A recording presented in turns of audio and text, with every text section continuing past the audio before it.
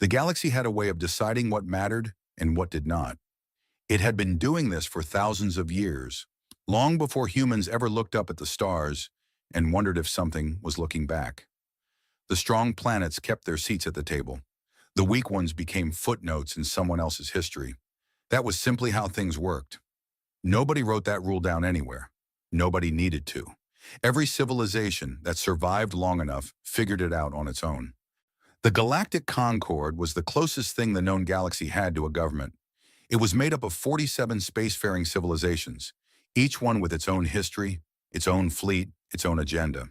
They met in a great hall on the neutral station called Arveth Prime, a city-sized structure floating in the empty space between three star systems.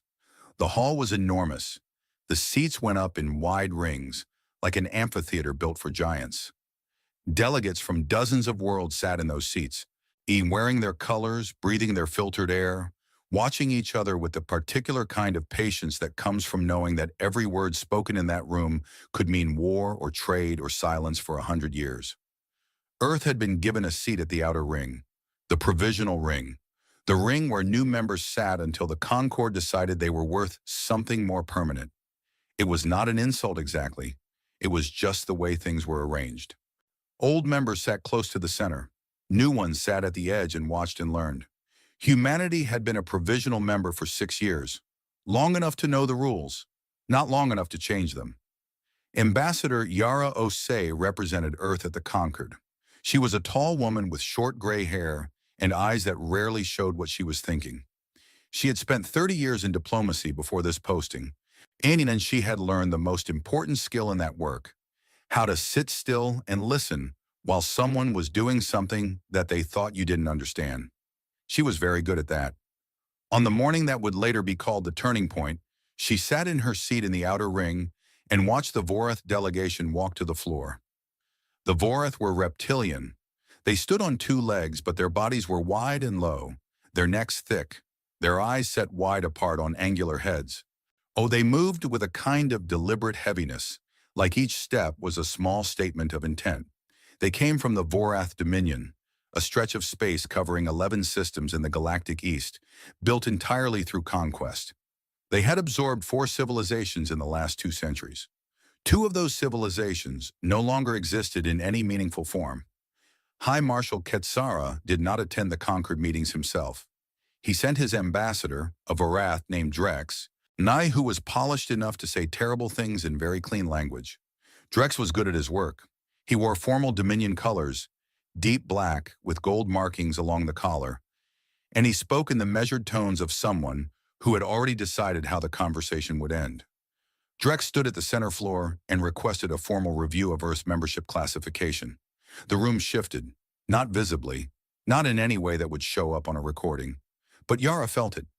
The slight tightening in the way certain delegates held themselves. The careful blankness on the faces of the Keth delegation, who sat in the inner ring, and whose trade ships used the same corridors as Earth's. The small, almost bored tilt of the head from the Solari representative, who was old enough to have watched 4 civilizations lose their standing in this room. Drex laid out his case with the efficiency of someone who had rehearsed it many times. Earth, he said, Anna was a provisional member in name, but a liability in practice. The Sol system sat at the intersection of 3 major trade lanes: the Keth Corridor, the Drev Passage, and the Outer Reach route. Lanes that carried rare element shipments worth more than most small planets could generate in a decade. A system that important, Drex argued, required a protector, a guardian, something with teeth. Then he showed the scan data. It had been gathered by a Voreth deep-range survey vessel 3 months earlier, under the cover of routine astronomical research. The data was clean and thorough, and it showed exactly what it showed. The Sol system's defenses were, by any galactic standard, almost non-existent. 1 orbital defense platform above Earth, aging and lightly armed. A small fleet of 7 frigates, short range, clearly designed for patrol rather than combat. No dreadnoughts, no battleships, no deep space fortifications beyond the single platform. Drex let the data sit on the room's display screens for a long moment before he spoke again. He said that under Article 12 of the Concord Charter, A member world that could not demonstrate adequate self-defense capability could be reclassified as a non-militarized dependency. A dependency had no veto rights. A dependency could not refuse the protective oversight of a more capable member. A dependency was, for all practical purposes, mock available. He did not say the word available out loud. He didn't need to. Yara watched the room. She watched the Keth delegate study the table in front of him. She watched the Sulari representative make a small note on his datapad. She watched 3 different inner ring delegates exchange glances that were just a fraction too quick to be casual. She noted all of it with the careful attention of someone filing things away for later use. Then Drex said something that made the whole room very quiet. He said that the Vorath Dominion, as a senior member of the Concord with deep space patrol capabilities, was prepared to offer Earth its protection, out of respect for the Concord's values, out of concern for the stability of those 3 critical trade lanes, out of simple neighborly goodwill. Several delegates coughed. One of them might have been hiding a laugh. Yara stood up. She did not ask for the floor. She did not wait for the moderator to recognize her. She simply stood, and the room looked at her, and she spoke in the calm voice of someone who was not surprised by any of this, and had not been for quite some time. She said that Earth thanked the Vorath Dominion for its concern. She said that Earth's delegation would review the proposal according to standard Concord procedure, which allowed 30 days for a formal response. She said this without emotion, without heat, without anything that could be described as alarm. She sat back down. Drex looked at her for a moment. Then he nodded and returned to his seat. The session ended. Delegates filed out through their respective corridors. Yara walked at an even pace to the Earth delegation's private suite. A modest set of rooms in the outer spoke of Arveth Prime. Her aide, a young man named Tomas, who was efficient and smart and still young enough to show his feelings on his face, fell into step beside her. And he looked shaken. She did not. He asked her what they were going to do. She told him to send a message to Earth. Priority encrypted, full compression, flagged for the office of the Secretary General and the Joint Chiefs simultaneously. He asked her what the message should say. She thought for a moment. Then she told him the message should contain exactly 4 words. They've made their move. Tomas sent the message. He did it without fully understanding it. He was new enough to diplomacy that he still thought a message should explain something. He did not yet understand that sometimes 4 words were enough, that sometimes the person on the other end of the line had been waiting for exactly those 4 words for years. 38 light-years away, in the Vorath Dominion's war city of Kethdara, High Marshal Ketsara read his ambassador's report and was satisfied. Ketsara was old by Vorath standards. His scales had gone from green-brown to a deep gray at the edges, and the ridge above his eyes had thickened with age into something that made him look permanently angry. He had commanded fleets for 50 years. He had taken 2 systems by force, one by negotiation backed by the credible threat of force, and one by simply arriving with enough ships that the other side decided thinking about it further was not worth the trouble. And he understood power the way a surgeon understood the body, not as something to be admired, but as something to be used correctly at the right moment with the right pressure. He read the scan data again. He had read it 4 times before this. It did not change. 1 orbital platform, 7 frigates, no deep space capability worth the name. His analysts had cross-referenced the data against 3 independent surveys and the Concord's own publicly filed records. Humans had been in space for less than a century. They had achieved faster-than-light travel only 40 years ago. Barely enough time to establish a handful of colony ships, let alone a war fleet. Their industrial base was significant, his analysts noted, but entirely civilian-focused. Energy production, food systems, colonial infrastructure, not warships. Worse, one of his younger staff officers had flagged something in the report. A note suggesting that Earth's ocean floors contained unusual thermal readings that might indicate underground construction. The note was attached as an addendum. Ketsara had read it. Then he had moved on. Thermal readings in ocean floors could mean 100 things. Geological activity, tidal energy harvesting, underwater habitat construction. There was no evidence of weapons-grade manufacturing. No evidence of anything that changed what the scan data clearly showed. He called his war council. There were 7 of them. the senior commanders of the Vorith Dominion's military apparatus. They sat around a long table of dark stone in a room with no windows, because Quetzara had always found windows in command rooms to be a distraction. He laid out the situation without drama. He showed them the data. He showed them the trade lanes. He showed them Earth's position at the intersection of all three. He told them what he intended to do. The council approved it unanimously. It took less than 20 minutes. Quetzara assembled a fleet. 200 warships.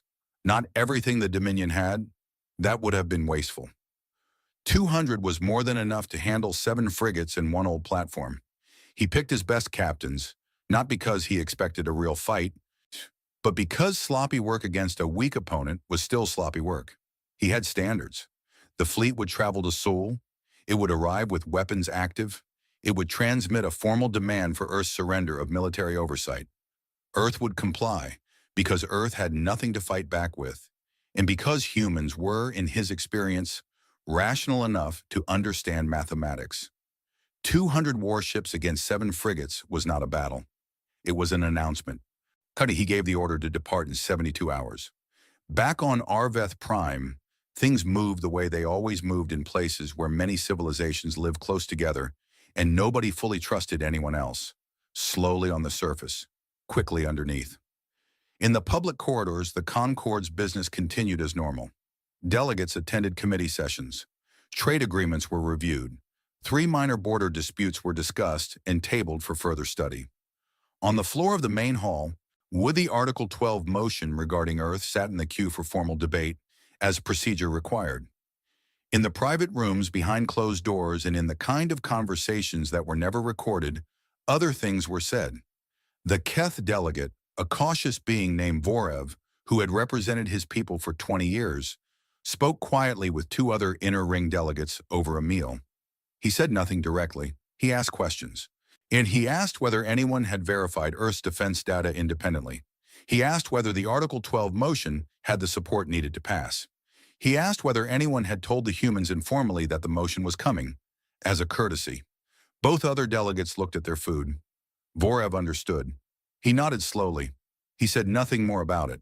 On the other side of the station, in a corridor not often used, the Sulari representative walked alone at an unhurried pace. He was very old, even for his species, and he had seen things in his long career that most people in that station had only read about. He had been present when the Dreven Collective lost its membership status. He had been in the room when the Merrick agreed to Voreth oversight and ceased to exist as an independent civilization 8 years later. He stopped walking for a moment and looked out through a viewport at the stars. He thought about the human ambassador, about her stillness, about the 4 words she had sent home. He had not intercepted the message, but he had worked in this station long enough to know when someone was sending a signal rather than asking for help. He had seen panic in this hall many times. He knew what it looked like. The human woman had not shown a single trace of it. He found that interesting. He also found it slightly worrying. In the way that very experienced people sometimes worry not about the thing that is obviously dangerous, but about the thing that is too calm when it should be afraid. He began walking again. He had a meeting to attend. Life went on as it always did, at the edge of large events. On Earth, the message arrived in the early hours of the morning, local time in Geneva, where the Secretary General's office was located. It was decoded in seconds and delivered to 2 people simultaneously, the Secretary General herself and the Chairman of the Joint Chiefs of Staff, a man named Admiral Eric Vance, who had been in the military for 40 years and who had spent the last 15 of those years preparing for exactly this moment. Vance read the 4 words on his secure screen. He sat with them for a moment. Then he picked up a different device, one that was not connected to any public network, or that had no transmission record anywhere on Earth's open communications grid, and made a call. The call was short. He said 3 words, "Initiate observation protocol." That was all. He put the device down. He looked out the window of his office at the city below, quiet in the early morning, lights reflecting on the wet streets. He thought about the 200 warships that were almost certainly being loaded and fueled in a Voreth war dock somewhere across the galaxy. Yet he thought about what their commanders believed they would find when they arrived at Sol. A small, sad smile crossed his face. He thought about all the years of quiet work, all the decisions made in rooms smaller than this one, by people who understood something that the rest of the galaxy had not figured out yet. He thought about the cold dark of the asteroid belt and what was sitting there in the silence waiting. He hoped the Vorith had good doctors. They were going to need them. He went back to his desk. There was a great deal to do and not much time to do it. Outside the window, the city went on sleeping, perfectly ordinary, perfectly peaceful, having no idea that somewhere in the galaxy, a fleet of 200 warships had just set course for home, having no idea that home was ready. The Pacific Ocean had always kept secrets. It was the largest body of water on Earth, deeper in places than the tallest mountains were tall, and darker at the bottom than anywhere else on the surface of the planet. Humans had explored it for centuries and still had not fully mapped it. Strange creatures lived in its deepest parts, things that had no need for light and had evolved entirely in pressure and cold and silence. The ocean did not give up what it held without a fight. It had been hiding something for 37 years. Commander Dara Voss stood on the upper observation deck of a transport shuttle as it descended through 3,000 meters of black water. She was looking out through the reinforced viewport, watching the lights of the facility appear below her, like a city coming out of a fog. She had made this descent over 100 times in her career. It never got ordinary. The bastion yards stretched across the floor of the Pacific in a complex that covered more ground than some small countries. It had been built in the sections over decades, each section added carefully and quietly, and covered by the kind of bureaucratic paperwork that made things disappear into filing systems and stay there. The construction crews had signed agreements that were not quite official secrets, acts, and not quite employment contracts, but were both at the same time. They had built something enormous in the dark and then gone home and said nothing, because they understood what they were building and why it needed to stay quiet. The yards could build a Dreadnought from keel to launch in 14 months. It had done so 11 times. Voss stepped off the shuttle into the main receiving bay, a chamber large enough to land a fleet of aircraft, and was met by her second-in-command, a compact and serious man named Lieutenant Commander Ren Park, who handed her a status tablet without being asked and fell into step beside her. In the tablet showed everything she needed to know in a quick summary. Activation order received 41 minutes ago. Stage 1 protocols already running. Power systems coming online in sequence. Crew recall underway through the standard cover signals. A series of apparently random commercial broadcasts that, to the right people listening on the right frequencies, spelled out very specific instructions. She asked Ren how long before the belt contingent was ready. He said 36 hours, if everything went smoothly. She asked what was most likely to not go smoothly. He said the reactor on the UEFS Titan's Wrath had been running cold for the last cycle, and the engineers were cautiously optimistic about bringing it to full power on schedule, which in his experience meant they were not optimistic at all. She told him to put their best team on it. She walked through the yards while Ren briefed her, past dry docks where smaller vessels were being fueled and loaded, past engineering bays where the hum of work was already rising to something that felt more like a vibration in the bones than a sound in the ears. Workers moved with purpose. Nobody ran. Running in a facility like this was how accidents happened. But everyone moved as if the floor beneath them was slightly tilted in the direction they needed to go. Voss had been in the military for 22 years. She had served on 3 different vessels. He had commanded a destroyer for 4 years before being moved into the strategic command structure, and had spent the last 6 years as the operational commander of what the yards called the surface layer, the visible part of Earth's defense, the 7 frigates and the orbital platform that the galaxy could see and measure and apparently dismiss. She had never told anyone what she actually commanded. Not at parties, not to family, not to anyone who didn't already know. Why? Because anyone who already knew understood why you didn't talk about it. She thought about the Vorith scan data, which had been quietly intercepted and copied months before it was ever presented to the Concord. She thought about the analyst reports she had read, carefully detailing how thoroughly and confidently the Vorith had concluded that Earth was defenseless. She thought about the small note in one of those reports. A junior Vorath staff officer had flagged the thermal readings from Earth's ocean floors as potentially significant. The note had been reviewed by a senior officer and deprioritized. She had read that note 3 times. She was grateful for confident enemies. 52 million kilometers away, in the outer stretch of the asteroid belt, 14 ships were waking up. They had been out there for a long time. The oldest of them, the UEFS Sovereignty, had been cold drifting in the belt for 19 years. Her power systems reduced to the absolute minimum needed to keep the internal systems from dying entirely. Her crew replaced on rotating 6-month tours by people who traveled to and from her in small, unmarked transport vessels that moved without transponder signals. The newer ones had been out there for less time, but all of them had been waiting long enough that the crews who served on them thought of the waiting as simply the nature of the job. They were dreadnoughts. The word did not fully communicate what they were, because words are built by the experience of the people using them, and no one in the galaxy had seen anything quite like these. Each one was between 3.5 and 5 kilometers long. They were not elegant ships. They were not built to be. They were built the way a hammer is built, for what they did, not for how they looked. Their hulls were dark and layered, made of materials developed over 30 years of research into what happened when things tried very hard to destroy something and failed. Their weapon systems included mass drivers capable of accelerating a dense metal slug to a significant fraction of the speed of light, close-range energy weapons for work at short distances, Shinran missile banks that could put enough warheads into space to fill a small sky. Their point defense systems were perhaps the most remarkable thing about them. Each dreadnought was surrounded, when active, by a network of smaller automated weapons platforms that tracked and destroyed incoming projectiles with a speed and accuracy that made the space around the ship almost impossible to penetrate.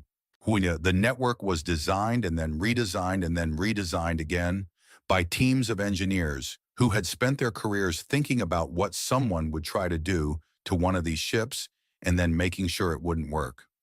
The dreadnoughts also had something that no other military force in the known galaxy had yet developed into practical application: genuinely effective artificial intelligence targeting systems. Not the limited automated systems that most species used, which could handle simple tracking tasks but needed crew oversight for anything complex. These were systems that could manage an entire battle engagement without a human giving them individual instructions, that could assess a changing field of hundreds of targets simultaneously and make decisions in fractions of a second that would have taken a human crew several seconds at minimum. Humans had been good at computing for a long time. It turned out that computing, it scaled up and applied to the problem of how to destroy things very quickly and very accurately, was extremely useful. The first sign of life on the dreadnoughts was light, not the dramatic blaze of a full power-on, but the slow creep of illumination through darkened corridors as system after system came back from standby. Internal lights, then environmental controls, then communications grids, then deepest in each ship's engineering section, the first low vibration of a reactor beginning to warm from cold sleep to operational temperature. A crew member on the UEFS Indomitable, a young woman named Specialist Asha Day, who was on her first posting to the belt contingent and had not entirely stopped being surprised by the size of the ship she lived on, was in the engineering monitoring bay when the main reactor began its startup sequence. She had been told this would happen. She had read the protocols. She had done the training simulations. She had not been prepared for what it felt like. The reactor coming to full power was not a noise. It was a change in everything. The floor under her feet went from still to suddenly, constantly alive. The air in the bay changed pressure slightly. Every screen in the room shifted from standby amber to operational white. And through the hull, through 3 meters of layered composite armor that could absorb a direct hit from most warship weapon systems, she felt the hum of something enormous deciding to be awake. She sat very still for a moment. Then she ran her checks and filed her report, because that was her job, and the ship needed her to do her job. Commander Voss received the belt activation confirmation at the 12-hour mark.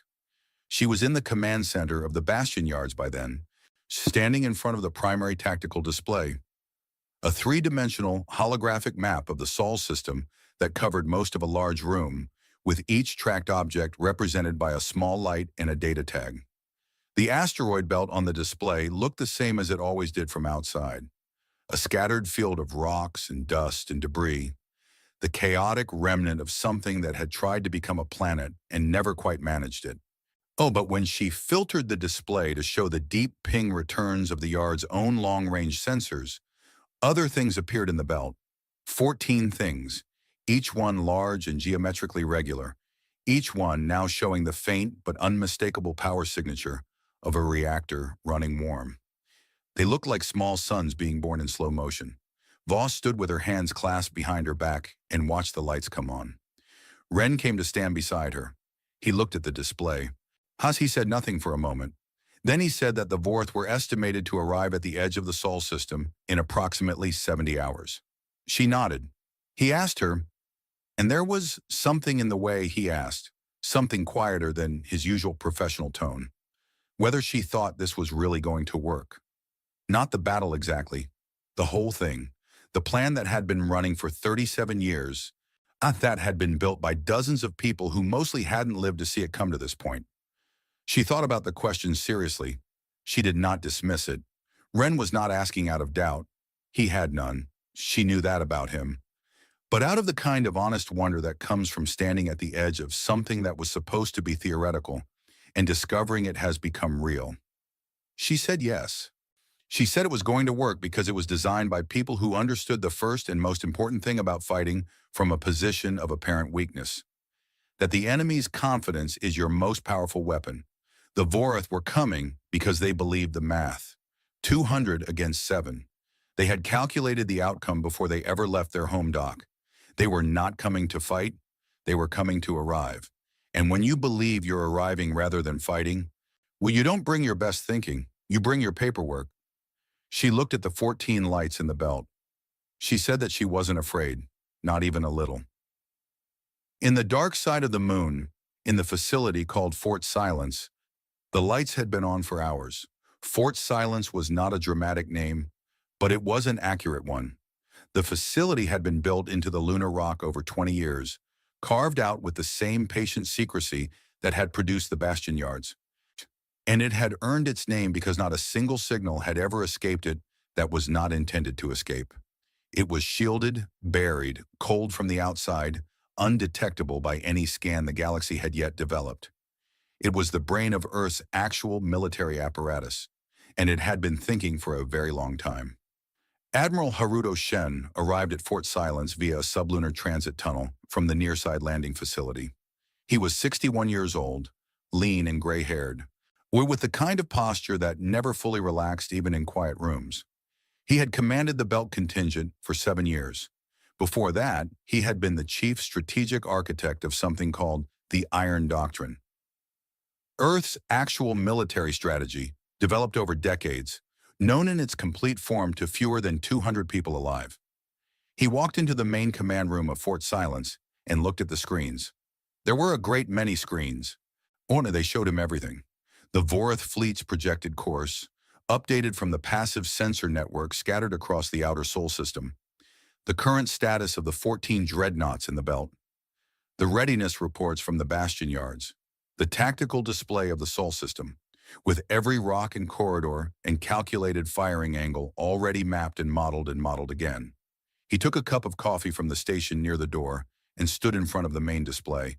Looking at the galaxy the way a chess player looks at a board when they have been thinking 10 moves ahead for 37 years, and the other player has finally made the move that the whole game was waiting for. A young officer asked him if he needed anything. He said no. He asked her if the fleet was on schedule. She said, "Yes, sir. All 14 confirmed warm and cruise at 70% manning, with full complement expected in 20 hours. He nodded. He drank his coffee. He thought about the 200 Voreth ships out there in FTL space, moving at speed toward a system they believed was sleeping. He thought about their captains, reading their own screens, running their own calculations, confident in the math of overwhelming force. He thought about what they were expecting to find. He thought about what they were actually going to find. He set down his cup. He said quietly, and to no one in particular, that it was a long time coming. Then he got to work. The edge of the Sol system was not a line. There was no wall, no marker, no clear boundary where one thing ended and another began. Space did not work that way, but humans had decided some years ago that the edge of their system began at the outer boundary of the Oort cloud, that vast and distant shell of frozen objects that drifted at the very limit of the sun's gravitational reach. Some were so far out that the sun itself was just the brightest star in the sky rather than the thing that ran the world. They had put sensors out there, passive ones, cold and quiet and built into the faces of rocks that looked like every other rock in the cloud. The sensors had been sitting out there for 19 years, listening, and they had never had anything important to report. Until now. The first contact alert reached Fort Silence at exactly 14 minutes past 3 in the morning, in Greenwich Mean Time, which was the time zone the facility used because someone had decided years ago that a unified clock made coordination easier, and nobody had bothered to argue. The alert was not a sound or a light. It was a small entry on a screen in the passive sensor monitoring room, a room staffed at all hours by 3 analysts whose job was to watch those screens and report anything that was not background noise. When analyst second class Priya Mehta was one of the 3 on duty when the entry appeared. She looked at it. She looked at it again. She ran the verification protocol, which took 40 seconds, and confirmed what she was seeing. Then she pressed the alert key and reported it up the chain in the clipped, factual language that her training required. The Vorath fleet had dropped out of FTL travel at the outer edge of the Oort cloud. Preliminary contact count, 193 vessels. Shu approximate bearing, inner system, direct course toward Sol. Speed, standard sublight approach, likely reducing to tactical speed in approximately 6 to 8 hours. She filed the report and went back to watching her screens, because that was her job, and the rest of it was someone else's job, and the system worked because everyone did their part. Admiral Shen was awake when the alert came. He had not slept in the previous cycle, not fully. He had dozed for a few hours in the chair in his office, which was not sleep in any medical sense, but was the kind of rest that experienced military people learned to take when full sleep was a luxury the schedule did not offer. When his communications officer knocked and entered and told him contact had been confirmed, he was already sitting up. He walked to the main command room with his coffee, a fresh one this time, and stood in front of the display, which had updated itself in the seconds since the alert to show the Vorath fleet as a cluster of red contact markers at the far edge of the system. From that distance, against the scale of the Sol system map, the 200 enemy ships looked like a small smear of color. He knew better than to be comforted by that. Commander Voss came online from the bastion yards within minutes. Her image appeared on the secondary screen beside the main display. She was slightly lower resolution from the relay through the deep water, but her voice was clear. She reported that all 14 dreadnoughts were fully crewed and fully powered, that the fleet was in position in the belt and awaiting orders, and that the Titan's Wrath reactor issue had been resolved 40 minutes before contact. An engineer named Kowalski had apparently worked through 2 consecutive rest periods to make it happen. Which Voss said she intended to give Kowalski a very long leave when this was over. Shen said that sounded reasonable.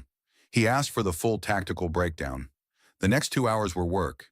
Detailed, technical, focused work. The kind that doesn't make good stories but is the reason good stories happen. The tactical teams modeled approach vectors. They ran probability assessments on the Vorath formation options. Based on the fleet composition, the sensors were now clearly identifying. So they confirmed the positioning of the Hephaestus array, the mass driver network built into selected asteroids throughout the belt. Each one aimed and calibrated and ready, part of the Sol system's terrain itself, rather than something the enemy could see coming. They checked the point defense network, cross-checked the communications relay to Fort Silence, confirmed the response protocols with the captains of every dreadnought through the encrypted command channel. All 14 confirmed ready. At hour 6, when the Vorath fleet had reduced to tactical approach speed and was moving through the deep outer system at a pace that suggested they were running active scans, checking the system as they came, not bothering to hide themselves because why would they need to? Shen made his decision about timing. He would not wait for them to reach the asteroid belt. He would not wait for them to reach Jupiter's orbit or Mars or any other landmark. He would speak to them when they reached the point he had long ago designated on his maps as the threshold, a specific distance from the inner system beyond which retreat was possible, but significantly harder. He wanted them past the threshold when he spoke. He wanted them committed. He also had another reason. He had been thinking about it for most of the night. He was about to say something to a Vorth marshal on an open channel that the entire Concord would be monitoring. He did not want his words to be those of a man defending a door. He wanted them to be those of a man standing in the middle of a room he owned. There was a difference. The galaxy needed to understand that difference. At the Concord station of Arveth Prime, the night cycle was several hours advanced, and most of the diplomatic staff were asleep or in their private quarters. But the Concord's automated monitoring systems never slept. And when a contact array of 193 Vorth warships appeared in Sol system space, the system flagged it, and the duty officers were woken, and the lights in certain key rooms came back on. The Concord did not interfere in military matters between members and non-members under most circumstances. Article 17 was clear about that. But 200 warships entering a member system, even a provisional one, was not an ordinary circumstance. Ash and the duty staff had authority to open the monitoring feeds and watch. So the Concord watched. In a secure communications room, an analyst named Kale, who worked for the Keth delegation and was up late for reasons of personal habit, noticed the feeds open and began following the data. He sent a quick message to Delegate Vorev. Sol contact confirmed. Vorath fleet in system. Recommend you wake up. Vorev was awake in 4 minutes. He was looking at the data in 5. The Solari representative, who had been awake anyway in the way that very old beings sometimes are through simple inability to sleep, was already watching when the Vorth fleet crossed into the outer system. He sat in his private room with a warm drink and the data feed on his screen and watched in the way he watched most things. With patience, with attention, and without making any immediate conclusions, because he had learned decades ago that immediate conclusions were how experienced people made avoidable errors. He noted the fleet size. He noted the absence of any Earth response so far. He noted that the Sol system was very quiet on every sensor band, which was either the stillness of a place with nothing to show or the stillness of a place with very good reason to stay hidden. He was not sure which one it was. He suspected he was about to find out. High Marshal Ketsara was on the bridge of his flagship, the warship Kethvara, when they crossed into the inner system approach. The Kethvara was a large vessel by Voreth standards, 800 meters from bow to stern, bristling with weapons, carrying a crew of over 1,000. By the standards of what was waiting in the asteroid belt, she was a medium-sized rock. Ketsara did not know that. His scan systems were active and running a continuous sweep of the system ahead. The data was coming back clean. 7 frigates in close Earth orbit, with their signatures exactly matching what the survey data had shown months earlier. The orbital platform still there, still aging, still presenting the same limited threat profile it always had. The asteroid belt, exactly as it appeared in every map, a field of rocks, cold, quiet, geologically eventful, in the slow grinding way that rock fields are eventful over millions of years. No dreadnoughts, no battleships, no hidden fleet. His sensor chief reported that there were some unusual thermal anomalies in the belt. Faint, possibly geological, not consistent with active power systems. The chief recommended logging them for later review.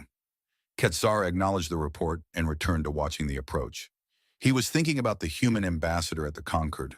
Her stillness had irritated him slightly when he had reviewed the recording of the forum session. There was a type of stillness that came from shock. A person so overwhelmed they simply stopped responding, frozen by events larger than they could process. There was another type that looked identical from the outside, but came from somewhere very different. He had seen both types in his career. He had told himself he was overanalyzing. It was the habit of a long career to find complexity where there was none. He was 2 hours from the threshold when the transmission arrived.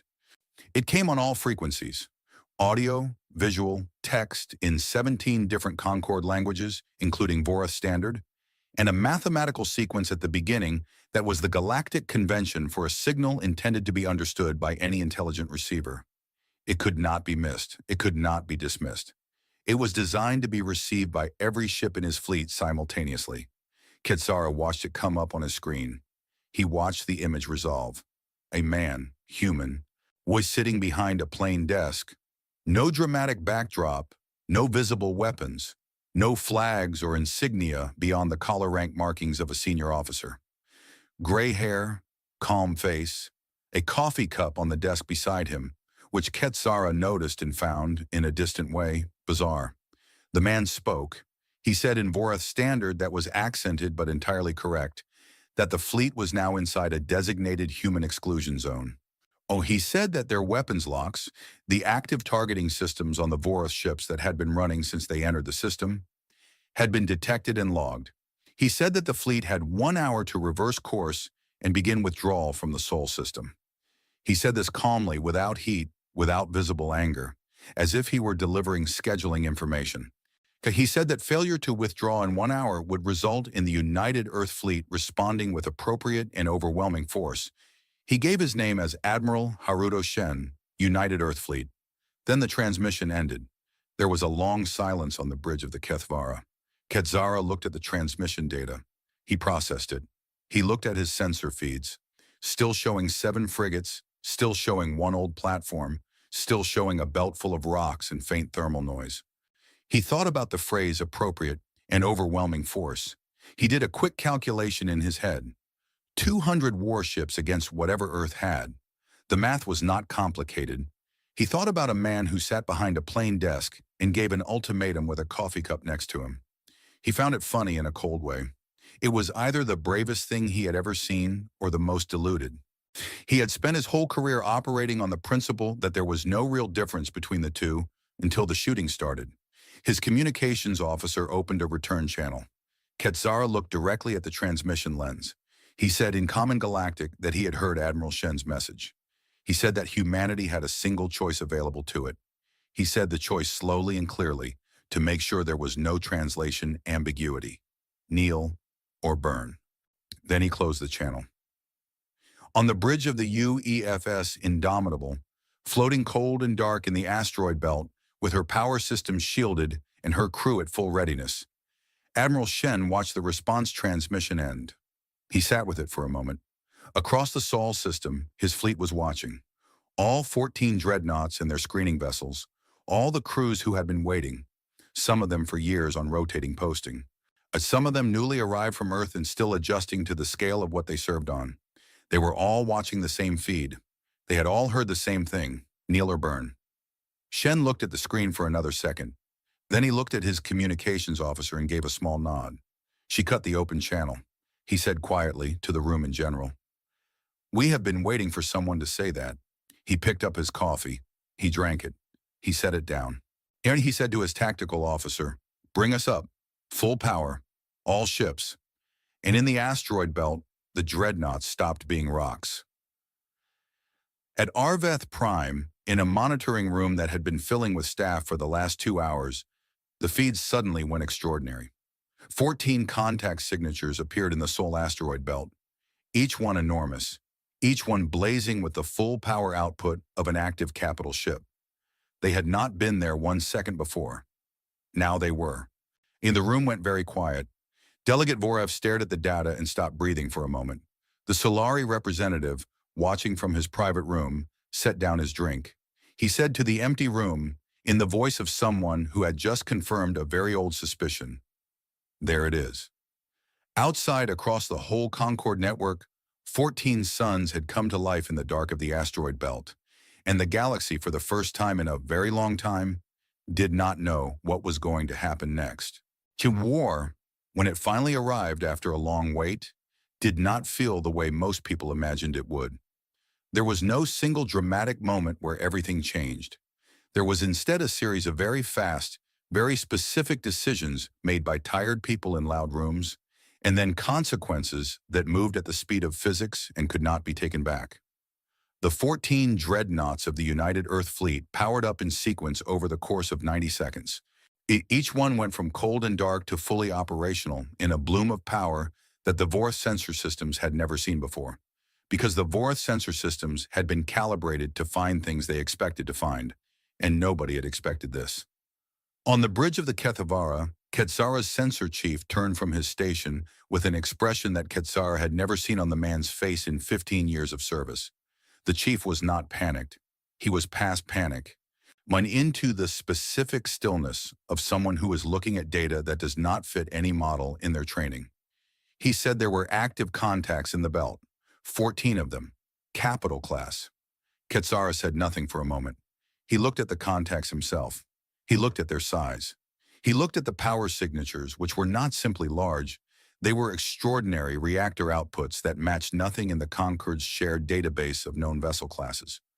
Then he looked at his fleet spread out across the approach corridor behind him, 200 ships arranged in the standard crescent formation, and he did the new math. 200 against 14 should have been fine. Except these were not 14 frigates or 14 cruisers. These were 4 kilometers of metal and weapons each, fully operational and sitting in terrain they knew better than he did. He began to understand that he had been looking at the wrong problem. He called his formation captains. He told them to begin spreading into a wider crescent to cover the belt entry points. He told them to go to weapons hot and charge all primary systems. He told his navigator to begin a tactical deceleration so the fleet didn't overrun its own optimal firing range. He was doing all the right things. He was also doing them approximately 37 years too late. Admiral Shen watched the Vorith formation shift on his tactical display and recognized what Katsara was trying to do. The wider crescent was the correct response to a threat coming from the belt. It would let the Vorith bracket the exit corridors and catch any ship trying to come straight through in a crossfire. It was a good tactical adjustment. Shen had expected it. He had, in fact, counted on it. He told his tactical officer to begin Phase 1. Phase 1 was not the Dreadnoughts. Phase 1 was the screen. The smaller vessels of the Earth fleet, 18 ships between frigate and cruiser class, which had been sitting behind the Dreadnoughts in the belt. They came out of the rocks at speed in 3 separate groups, moving fast toward the outer belt boundary where the Vorith crescent was still forming. Their sensors broadcasting loudly and their electronic signatures deliberately exaggerated to look larger than they were. They were not trying to hide. How they were trying to be seen. The Vorith captains on the flanks of the crescent did what any sensible captain would do when fast contacts came toward them through broken terrain. They moved to intercept. The crescent tightened on its edges, curving inward like hands closing around something, which was exactly what Shen wanted. He watched the formation compress. He watched the flanks pull in. He watched the Vorath center, the heaviest part of the crescent, lose the space it needed to maneuver because its own wings had moved inward. He said, "Iron Corridor, authorization Shen Alpha 7. 2 Dreadnoughts, the UEFS Sovereignty and the UEFS Relentless, had not moved from the positions they had been holding in the belt for the last 6 hours. They were deep in the rocks, off the main approach vectors, sitting in gaps in the asteroid field that had been identified by Earth survey teams decades earlier for exactly this purpose. When the Vorith crescent compressed and the center mass pushed forward into the approach corridor, the Sovereignty and the Relentless were already on both sides of it. They opened fire together. The mass driver rounds moved at a fraction of the speed of light, which was very much faster than anything a crew could see and react to. They were not smart weapons. They were simply very dense, very fast objects moving in a straight line, or in the physics of very dense, very fast objects hitting other objects was not complicated and was not survivable. The corridor between the 2 Dreadnoughts became, for 6 minutes, the most lethal stretch of space in the Sol system. 41 Vorith ships were destroyed in those 6 minutes. Some broke apart cleanly under single hits to their power cores. Others took damage that killed their drives and left them spinning, venting atmosphere into vacuum. And the follow-up rounds found those too. A handful managed partial evasion, rolling and burning hard on emergency thrust. But the Sovereignty's AI targeting system had already calculated evasion corridors and distributed firing solutions among its 6 mass driver banks before the first shot was fired. The Vorath captains who survived the corridor scattered. Some pushed forward. Most tried to go back or sideways. Hoikuden found the screen ships waiting in the rocks with missiles and short-range weapons to deal with vessels trying to maneuver through tight spaces without enough clearance. At Arveth Prime, a monitoring officer said, in a very flat voice, that 40 contacts in the Vorith formation had just gone dark. Her supervisor told her to verify the number. She verified it. She said it again. 41. The supervisor reported upward without saying anything else because there was nothing else to say. Quetzara was a composed man by nature and training, but he felt something he had not felt in decades, the precise and unpleasant sensation of fighting an enemy that was doing what it had planned to do, while he was doing what it had planned him to do. Every move his captains made was landing them somewhere that hurt more than the move they had left. The corridor ambush had cost him 41 ships in 6 minutes. His crescent was broken. His flanks were being harassed by the screen ships, Hanuain, who did not engage in sustained fights but instead hit and disappeared back into the rocks and forced his pursuit ships to follow them into terrain where the rocks themselves seemed to be helping the enemy. He pulled his fleet back to a consolidation point outside the belt boundary and tried to assess. He had 152 ships still combat functional, against 14. By the original numbers, it was still overwhelming force, but the 14 had not been damaged. None of them had taken any meaningful hits. His own fire had been largely ineffective because the Dreadnoughts barely moved and didn't need to. The point defense networks around each ship had chewed apart his missile salvos so efficiently that most of his range fire had simply vanished before reaching his target, and the few hits that had gotten through had not done visible damage. He had been in command of fleets for 50 years. He had never seen point defense work like that. Or he decided to mass his fire, a single focused volley from 100 ships, all targeting the same vessel. No point defense system in existence could absorb that volume. He picked a target, the UEFS Titan's Wrath, the dreadnought at the far left end of the Earth formation, which his sensor chief had flagged as having a slightly different power signature from the others. Possibly less stable, possibly the weakest link. He ordered every available weapon system to charge. He ordered his captains to designate the Titan's Wrath as primary target, single coordinated salvo on his mark. He gave the mark. The coordinated Vorath salvo was enormous. 100 ships firing simultaneously produced a volume of fire that genuinely did exceed the Titan's Wrath's point defense capacity. Energy beams, missiles, kinetic rounds, all of it arrived in a window of 3 seconds, and not all of it was stopped. The Titan's Wrath took 18 direct hits in 3 seconds. There was, across every bridge in the Vorath fleet, a brief moment of hope. Then the Titan's Wrath came back out of the fire cloud, still moving, still accelerating. Its hull was scorched, sections of its outer armor gone in places, a long scar running from the midship section to the stern where something had carved through the outer layer without reaching what mattered. Its weapons were active. Its drives were at 100%. Quetzara stared at the damage report and could not fully process it. 18 direct hits. On anything else in any fleet he had ever commanded, that was catastrophic damage. On this ship, it was cosmetic.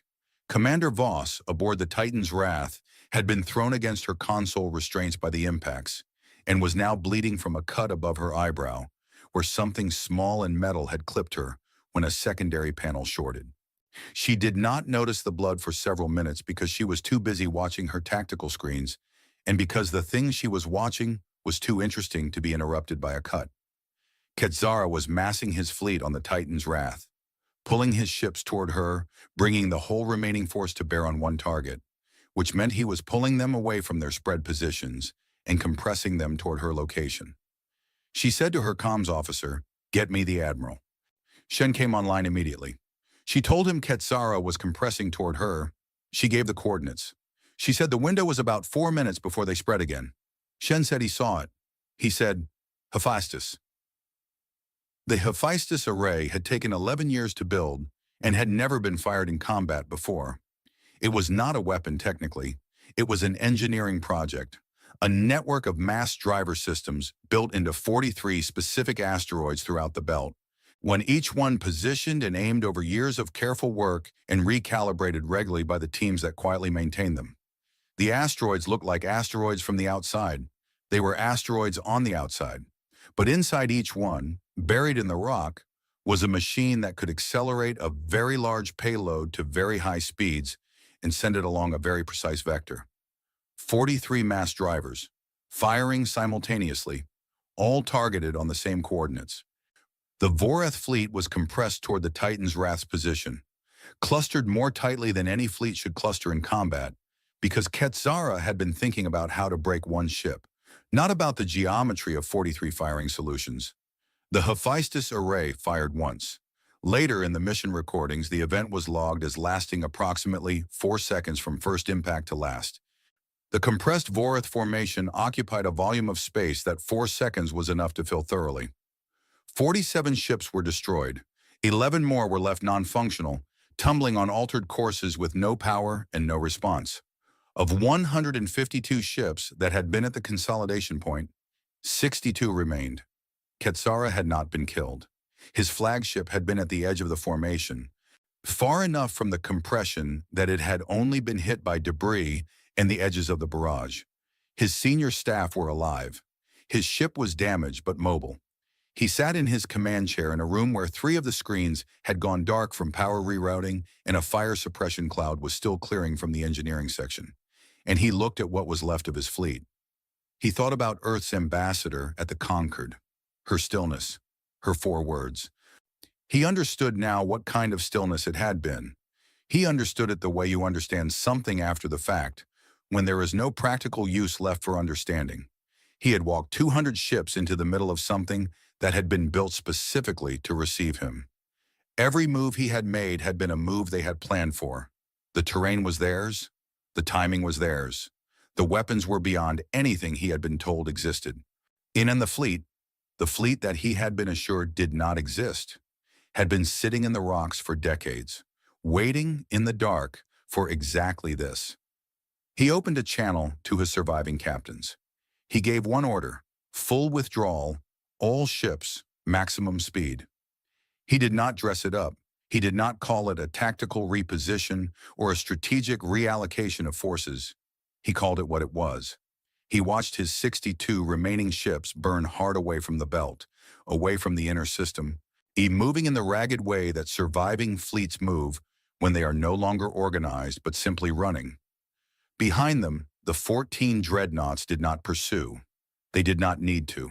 They held their positions in the rocks and on the edge of the belt, weapons still active, power signatures still blazing on every sensor band in the system, visible to every monitoring device the Concord had pointed at Sol, visible to the whole galaxy.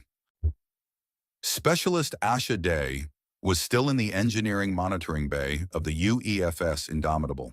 The battle had passed through her screens as data: power usage readings, damage logs from other vessels, fire control sequences registering as load spikes on the reactor. She had done her job throughout, tracking and logging and reporting without being asked to go anywhere or do anything dramatic.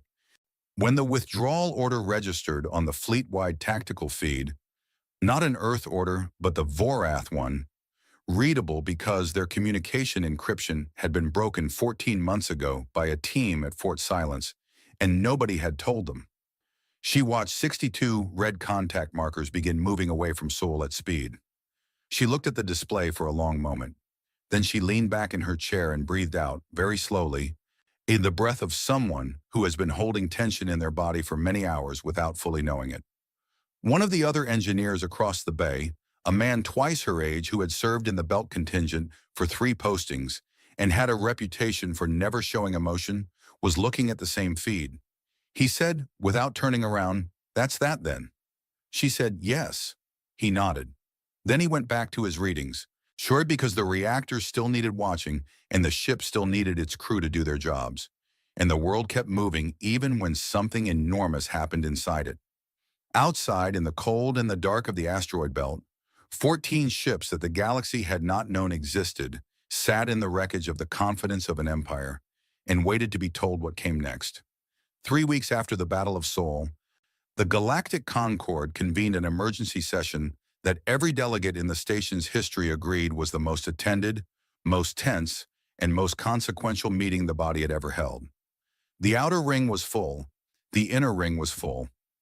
The overflow observation galleries, which had been opened 3 times in the Concord's 400-year history, were full. Representatives who had not attended a floor session in years were present. Some had traveled for days to be there. However, everyone wanted to see what happened next.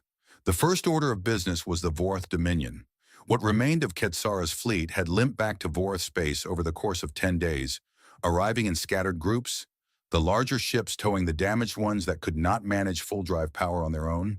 The Dominion's war city of Kethadara had received them in silence. The Concord had received the after-action reports from its monitoring teams in silence. War of the Galaxy had watched all of this and said very little publicly while saying a great deal privately. High Marshal Ketsara did not appear before the Concord himself. He sent a legal representative, which was his right under Concord procedures. The representative was a Vorath named Tev, well-spoken and composed in the manner of someone who has been handed an extremely difficult assignment and decided the only reasonable response was professionalism. Tev stood at the floor podium and presented the Dominion's official position, which was that the incursion into the Sol system had been a legitimate exercise of the protective oversight mechanism provided for under Article 12, that the subsequent military response from Earth had been disproportionate, and that the Vorath Dominion was prepared to discuss a formal ceasefire arrangement with appropriate compensation terms. The hall made a noise. It was not one noise. It was many noises from many species at the same time, which added up to something that was not quite laughter and not quite outrage, but sat in the uncomfortable space between the two. The moderator called for order. Then she recognized Ambassador Yara Osei. Yara walked to the floor podium from the outer ring, which was a longer walk than most ambassadors made. She had walked it in her mind many times in the weeks since the message she sent to Earth. She had thought about what she was going to say. She had revised it. She had stripped it back. She had decided that the most powerful thing she could bring to this floor was not rhetoric, but information, and that the information would speak for itself if she let it. She set a data pad on the podium. She said she had 3 things to present. The first was technical. She walked the room through the legal record of the Article 12 motion that Drex had filed 6 weeks earlier. She showed the timeline. She showed the Vorath survey of Sol, when it was conducted and when it was shared internally within the Dominion. She showed the gap between when the survey was completed and when the motion was filed. A gap of 4 months during which time the Dominion had been assembling a fleet. She connected these pieces in the plain, unfussy language of a person who does not need to make their evidence more dramatic because it is dramatic enough already. She said that the Article 12 motion had not been a legal question seeking a legal answer. It had been a preparation step for an invasion that was already being planned when the motion was filed. The fleet did not move because the Concord's legal process was underway. The legal process was initiated to give the fleet's movement cover. The hall was very quiet. The second thing was what she called the observation record. She brought up a series of communications logs. They had been obtained through methods she described only as consistent with Earth's intelligence capabilities, and she said she was not going to discuss those methods because they were not relevant to what the logs contained. What the logs contained was relevant. They were private messages between 3 senior Concord member delegations and the Vorath ambassador in the months leading up to the fleet's departure. She did not read the messages aloud. She put them on the display screens and let the room read them. The messages did not show the 3 delegations ordering the Vorath to attack Earth. They did not need to. What they showed was something that anyone who had spent more than a week in diplomatic work would understand immediately. The particular language of people who have been told something is going to happen and have decided not to stop it. Careful non-responses to direct warnings. Reassurances that Article 12 was likely to pass. One message from a delegate who clearly had not expected it to ever be read outside a private channel that said simply, "The corridor access is worth more than the human seat."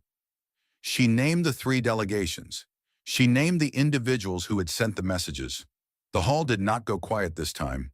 It went into a controlled version of chaos, the kind that happens in formal settings where people cannot simply start shouting, but very much want to. The moderator called for order 3 times. She got it on the 3rd. The 3rd thing Yara presented was brief.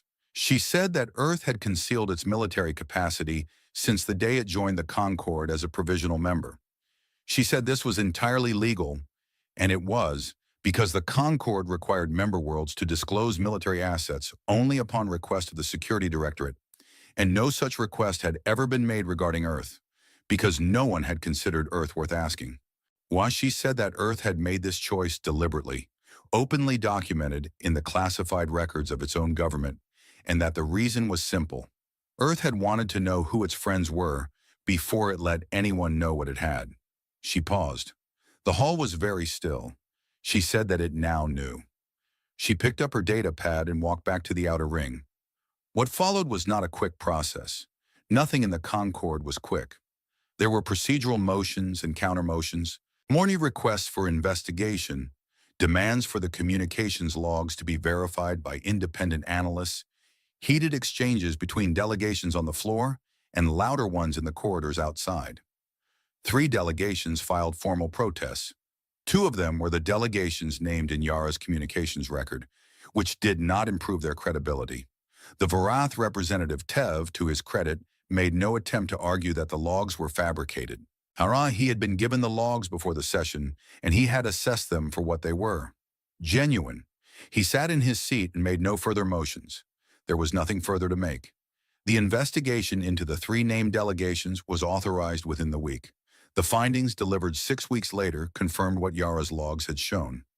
1 delegation was suspended from the Security Directorate pending review. Another voluntarily reduced its own member status to provisional, an almost unheard of action, but one that avoided a forced reclassification that would have been more damaging. The 3rd disputed the findings at length and was outvoted at every step. The Vorath Dominion was formally censured under Article 31, the Concord's harshest diplomatic penalty short of expulsion. They were required to withdraw from all systems adjacent to Sol-connected trade lanes. They were fined in a form that translated practically to a significant portion of their economic trade rights for 5 years. Ketsara was removed from his command by the Dominion's own government, partly in response to the Concord censure, and partly because losing 140 ships in a single engagement against a fleet that wasn't supposed to exist was the kind of result that ended careers everywhere in the galaxy. Earth's provisional membership was terminated, not revoked. It terminated, which meant it had fulfilled its purpose and was being replaced by something permanent. The motion to elevate Earth to full sovereign standing was proposed by the Keth delegation, which was notable because it was the Keth who had the most to gain commercially from staying friendly with humanity and had been the most obviously uncomfortable during the weeks before the battle. Delegate Vorev had spent those weeks quietly repositioning himself, and he was good enough at his job that the repositioning had worked. He introduced the motion with a prepared speech about the importance of the Concord reflecting the true capabilities of its members, and he looked across the room only once at the outer ring while he delivered it. Yara watched him without expression. The vote for full sovereign standing passed. Earth gained its permanent seat, its full charter rights, and a veto position on the Security Directorate. When the Security Directorate had 6 seats, Earth now held one of them. The signature on the formal elevation document was Yara's. She signed it in the same steady hand she had used to write every document in her career. No different from any other signature she had ever made except in what it meant. And she did not allow herself to sit with what it meant until she was alone in her quarters that evening. Then she sat with it for a long time. In the high orbit above Earth, on aboard the UEFS Indomitable, Admiral Shen had been waiting for the diplomatic process to complete before deciding what happened to the fleet. That decision was above his rank, and appropriately so. What to do with 14 dreadnoughts now that the galaxy knew they existed was a political question as much as a military one, and he was glad not to be the one to answer it. While he waited, he ran drills. He reviewed maintenance reports.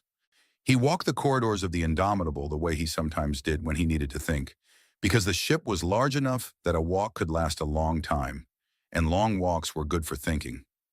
He was in the lower observation bay when Ensign Kara Weston found him.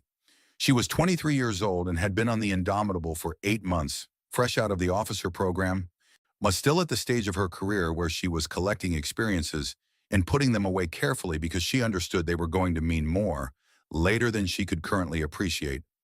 She had a question she had been holding for 3 weeks. She had decided to ask it. She found him standing at the viewport, looking down at Earth, the blue and white and brown of it. What the thing that had been built for and waited for, and was now sitting in the center of a galactic order that was rearranging itself around the surprise of it. She apologized for interrupting. He told her not to. She asked, "What happens now, sir? Now that everyone knows what we have?" He looked at Earth through the viewport. He had thought about this question. He had thought about the galactic politics of revealed capability, about the alliances that would shift, shooter about the species that would want to trade, and the ones that would want to negotiate, and the ones that would quietly begin programs to try to build something comparable over the next 50 years. He had thought about the responsibility of it and the complexity of it in the years of work that were ahead, because security was never a thing you achieved and then possessed, but a thing you maintained continuously with constant effort. He thought about all of that. And then he thought about the simplest version of the answer. He said, "Now they have to be polite." She looked at him. He looked at Earth. He said it without humor, without triumph, without meanness. He said it the way someone says a plain fact, a thing that is simply true and does not require decoration. She thought about it for a moment, then she nodded slowly, in the way that young people nod when they receive a piece of information that is going to keep unfolding in their mind for years. She thanked him and left him alone with the view. In the centuries that followed, and there were many centuries, because the galaxy kept moving and things changed, and new civilizations emerged and old ones faded, and the great slow wheel of history continued to turn. The Battle of Saul was studied in military academies across 47 systems, not only for its tactical elements, which were remarkable enough, but for the decision that preceded it and shaped everything that followed. And a Concord historian named Sarah Vance, who wrote what became the definitive account of the event 300 years after it happened, concluded her work with an observation that was quoted in academic texts and popular histories alike for generations afterward. She wrote that the galaxy had looked at Earth and seen a world without weapons. It had seen the one platform and the 7 frigates and the empty belt and the new seat in the outer ring. And it had made the most natural error a powerful civilization can make. It had seen what it expected to see instead of what was there. She wrote that this error was understandable. The galaxy had long learned to judge worlds by what they showed, because most worlds showed everything they had, either out of pride or out of deterrence, or simply because the idea of hiding their strength had never occurred to them. Strength was something you displayed. It was currency. You spent it or you lost it. Once she wrote that humanity had understood something different, that a species which had survived its own long and violent history, wars that had lasted centuries, plagues, divisions, failures that had come close to finishing the whole experiment, had learned a specific and hard-earned truth. The most dangerous position to be in is the one where your enemy knows exactly what you have. And the most powerful moment in any confrontation is not when you reveal your strength. It is the moment just before, when the enemy has already committed, and the strength is still a surprise. She wrote that the most dangerous species in the known universe was not the one that fought from fear. It was not the one with the biggest fleet or the most advanced weapons, though humanity had both. It was the one that had waited, patiently, quietly, across decades, for a reason worth fighting for, and when that reason came, had answered. On Earth, in the years after the battle, most people went about their lives in the ordinary way. They worked, they ate, they argued about things that seemed important and some that did not. They raised children and told stories and disagreed about history and agreed about small things and lived the ordinary, complicated lives that people live everywhere in the universe, when the large events are not happening directly to them. Some of them knew, in the way that people know things that are officially classified but culturally understood, that something had changed, that the world their children would grow up in was different from the one they had grown up in, and that the difference was permanent, and that it had been earned over a very long time by a very large number of people who had mostly never been famous and never would be. The bastion yards kept building. Fort Silence kept thinking. The belt contingent kept watching from the dark. And the galaxy, for the first time in its long and complicated history, learned to knock before it entered.